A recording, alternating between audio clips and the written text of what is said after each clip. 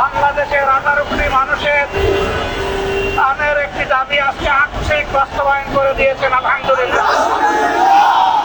দাবি আমাদের পুরো বাস্তবায়িত হয়নি, জুলাই প্রক্লেমেশন এখনো আসেনি, বিপ্লবের পূর্ণাঙ্গ ঘোষণা এখনো আমরা পাইনি। আমরা ইনশাআল্লাহ ধাপে ধাপে সামনের দিকে এগিয়ে যাব। জুলাইকে আমরা হারিয়ে যেতে দেব না, এই জুলাইকেই বুকে ধারণ করে আমরা এগিয়ে যাব। আজও শহীদ পরিবারের গঠিত কমিটিকে নিয়ে আমরা বসেছিলাম, তাদের চোখের পানি আমরা দেখেছি। তারা বলেছে সরকারের কোনো সাহায্য চাই না, আমরা ন্যায় বিচার চাই, উনি হাসিনার বিচার চাই, বিচার চাই, নিষিদ্ধ চাই। আলহামদুলিল্লাহ তাদের আংশিক দাবি পূরণ হয়েছে। এখন আমরা বলবো সরকারে যারা আছেন তারা যেন বিচারকে ত্বরান্বিত করে মানুষের প্রতি সম্মান প্রদর্শন করে।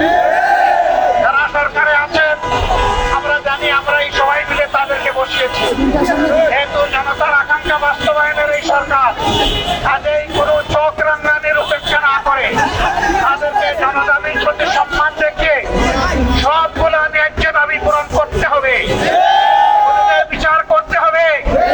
এদেশের মানুষ খুনিদের উপযুক্ত শাস্তি দেখতে চায়। আমরা বলবো না ফাঁসির কাস্টে ঝুলাও, কিন্তু যার কপালে ফাঁসির কাস্ট আছে তাকে ঝুলাতে হবে। আমরা ন্যায় বিচার দেখতে চাই, আমরা অন্যায় বিচারের মাধ্যমে কারো শাস্তি হোক এটাও আমরা চাই না। আবার কেউ যাতে ন্যায় বিচারকে ফাঁকি দিতে না পারে সেটাও আমাদেরকে লক্ষ্য রাখতে হবে। যাতে আপনাদের স্বার্থে থেকে যাতে আপনাদেরকে শক্তি যোগাবে ইনশাআল্লাহ, কিন্তু কোনো অন্যায়ের সাথে আপনারা যদি আপোষ করেন এই জাতি আপনাদেরকে ক্ষমা করবে না। আমরা আশা করব তারা কোনো অন্যায়ের সাথে আপোষ করবেন না, তারা ন্যায়ের উপর প্রতিষ্ঠিত থেকে জাতিকে তার অধিকার ফিরিয়ে দিবেন। এই অধিকার ডাকাতরা 15.5 বছরে কেড়ে নিয়েছে, আমরা চাই সেই অধিকার জনগণের হাতে তুলে দিতে।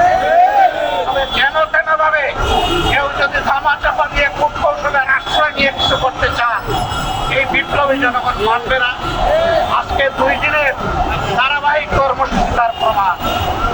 সব কিছুকে উপেক্ষা করে দিন রাত বিপ্লবীরা রাস্তায় ছিল, আর তাদের সাথে আমাদের অন্তরাত্মা পড়েছিল। আমরা সবসময় তাদের সাথে সম্পর্ক রক্ষা করে চলছিলাম।